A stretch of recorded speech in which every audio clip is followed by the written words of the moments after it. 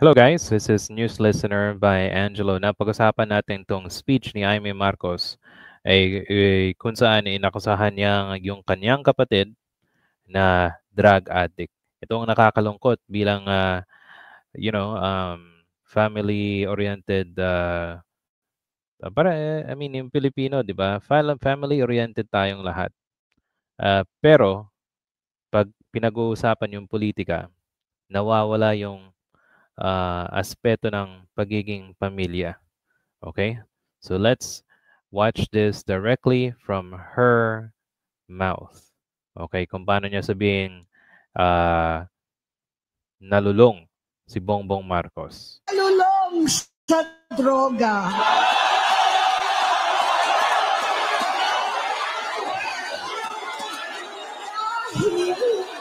Parehas pala silang mag-asawa. Oh, imagine niyo kapatid, kadugo mo. Tapos, sasabihin na nalulong sa droga. Diba? Nakakalungkot. Yan ang mahirap sa isang political family. Kasi mismo silang magkakapatid, magkapamilya, nagbabanggaan. Actually, hindi lang to nangyari sa mga Marcos. Ang dami pang mga pamilyang nagsiuumpugan dahil lang sa politika, dahil lang sa power, dahil lang sa greed. Okay? Yan ang nakakulungkot. Kaya kung pipili tayo ng mga iluluklok nating mga leader sa national o sa local man, dapat hindi yung nasa political dynasty. Okay? Pero guys, hindi pa tayo tapos when it comes to her speech.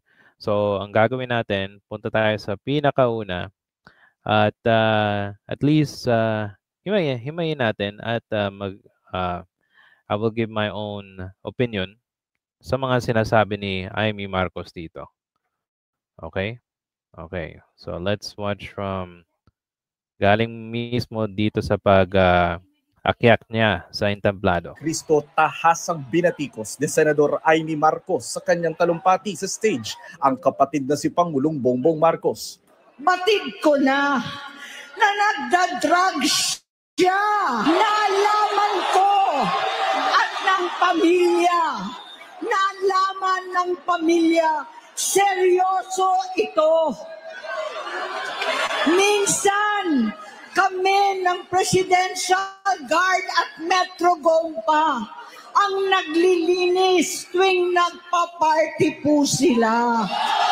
Alam naman natin na actually nagpa-party to si Bongbong Marcos. Pero ang problema, when it comes to drugs, walang actual walang prueba at puro salita lang yung sinasabi ni Amy Marcos.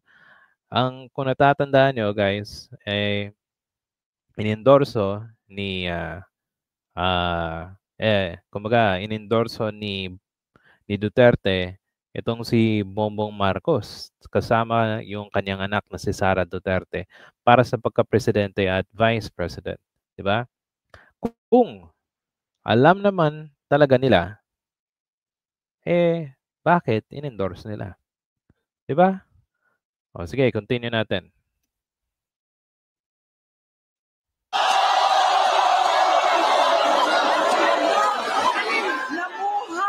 Kaming magkakapatid sa ibang bansa. Kami-kami lang. Kinumbinsi ko pa si Bongbong. Okay, ito ang mga original na Nepo babies. Imagine nyo, yung kabanang bayan nung ninakaw ni Marcos Sr. Okay? Syempre, nagpumunta sila sa iba't ibang bansa para mag-aral gamit ng pera ng bayan. Yan ang fact. Makikita nyo yan online, di ba? Okay, so let's continue. Salan mo na si Lisa. Naisip ko noon, kapag nag-asawa siya, malalagay na sa tahimik at magkakaroon ng direksyon. Ang laki ng pagkakamali ko. Mas lumala ang kanyang pagkalulong sa droga.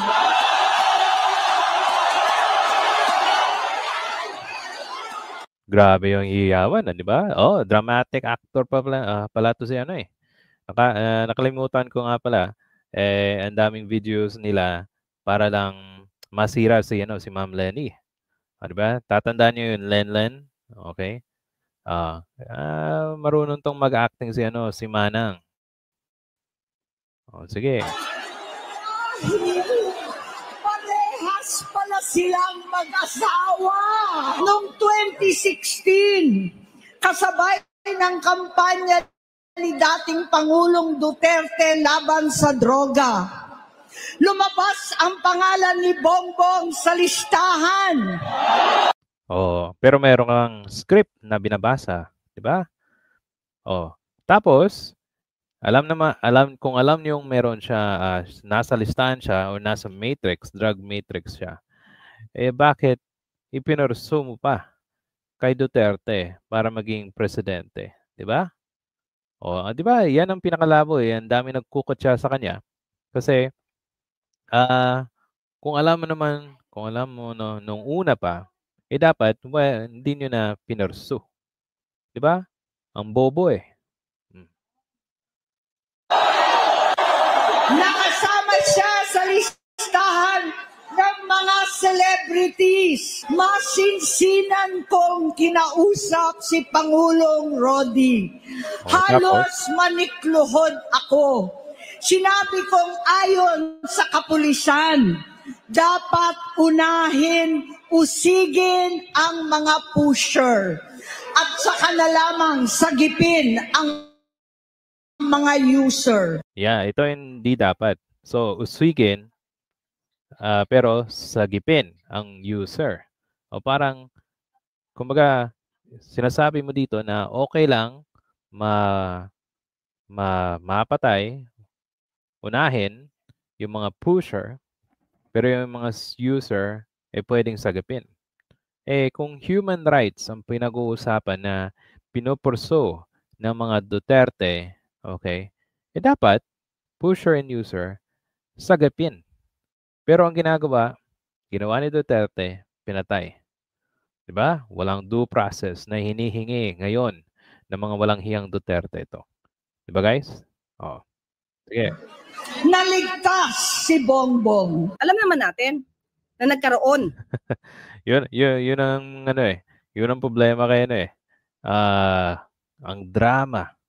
Ang daming pinagsasabi pero when it comes to facts or ebidensya, ginawa na nila yung pulburon video. Pero AI lang pala. Kumbaga, kinuha yung itsura ni Bongbong, inilagay doon sa tao na yon. 'Di ba? Tapos itong si Amy, puro hearsay, walang ebidensya na ilalabas. So, yung mga taong nasa INC, yun ang naniniwala na si Bongbong Marcos ay nagdodroga. Pero in reality, sabi ni Attorney Claire, okay, nagkaroon na siya ng drug test.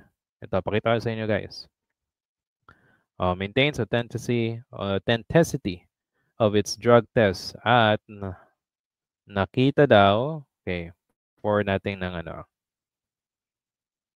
na ang resulta ng drug test niya ay negative. Hindi sa pinagtatanggol ko si Bongbong Marcos, okay? But when it comes to mga allegations, mga nasa history na, nandyan na yan. At hindi yan mawawala hanggang hindi nila pinagbabayaran ng yung mga damages na ginawa ng kanyang tatay. Okay? Okay. At natatandaan ko, mismo pa si yung dating executive secretary niya na si yung attorney. Di ba? Nagpa-test daw. Wala. So, ang labo, di ba? kung sasabihin ni Amy Marcos na drug user, itong si Marcos tsaka si Lisa, pero wala siyang may labas na ebidensya, wala pa rin saysay yung kanyang kadramahan doon sa rally ng INC. Okay? Now, ito ang pinaka very interesting information lang. Galing mismo kay Larry Gadon. Okay? Pakita natin yung video. Ito. Grabe itong galit ni Larry Gadon. Okay? So, let's watch this. Sana napunta ang utak mo, Amy. Kaibigan kita pero hindi ganyan dapat ang ginagawa mo. Sinisira mo yung pangalan ng buong pamilya nyo. Oh, bakit? Kasi meron ka nahuhulinigan na yung iyong bagman dyan sa DPWH ay malapit na raw kumanta sa aking pagkakaalam sa mga media circle. Oh, di ba? Oh, mukhang meron ding kabulustugan tong ginagawa si Amy Marcos. Guys, hindi kung natatandaan nyo, more than 100 million pesos ang ginagastos ng isang senador sa pangangampanya kada eleksyon. At yung sweldo na kinukuha nila, hindi nila yan makukuha. Hindi nila kayang kunin ulit. Imagine nyo, sa pera nila, paano sila makakuha ng ganyang, paano nila mababawi yung ginastos sila? Oh, yun. Ito yung nangyari, yung flood control scandal. At mukhang si Amy ay meron daw connected sa isang bagman sa kanyang lugar. At si Larry Gadon mismo nagsabi nito. Mukhang may makukulong Ay malapit na kumanta yung iyong bagman dyan sa Ilocos, yung mga DPWH projects na yan. At sa aming narinig din na si Diskaya pala ay contributor sa campaign mo, na donors mo rin sa campaign mo. At yung hindi ka napagbibigyan doon sa mga pwesto na gusto mong ipa-appoint. Kaya ikaw ay galit na galit sa iyong kapatid. Pero kung galit ka sa kapatid mo, dapat yan ay ipaglihim nyo lang sa inyong pamilya. Huwag mo idamay ang mga Pilipino. Agree ako doon sa sinabi niya. Dapat ilihim lang doon sa kanilang pamilya. Huwag mo idamay ang Pilipinas. Gayong maninira ka, magdi-destabilize ka ng gobyerno. Sino pinapahirapan mo? Ang mga Pilipino. Yan ba ang dapat mong gawin? Dapat mo ba sirain ang ating bansa? Mag-isip-isip ka, Amy. Nasaan ang utak mo? Di ba? Pero when it comes to bagman, well, malalaman natin yan anytime soon. Kasi halos yung mga Duterte block may mga kasong haharapin. Di ba? Uubusin siguro kasi siguro nagtitimpir tong si Bongbong Marcos kay Amy. Pero tinatago niya siguro meron silang moves na gustong gawin na gagawin para lang masupoto Kasi imaginein mo, halos ilang beses nang sinabing addict siya ng kanyang mismong kapatid. Diba? Yan ang nakakasira kung nasa politika yung pamilya mo. May mga political families na alam ko dito sa amin sa Iloilo province. Ang ganyan nangyayari. Imagine niyo kasi hindi na ubos na yung pwesto O saan sila lulugar? Siyempre magbabangga na. O yun. O di ba? So ano sa tingin niyo guys? Diba? So nakakalungkot pero ganyan ang politika, especially sa pamilya. Okay? So kung meron pa kayong any comment suggestion, please paki-comment po sa ating comment section, and if you like this video, please hit the like and subscribe button. Salamat po sa panonood.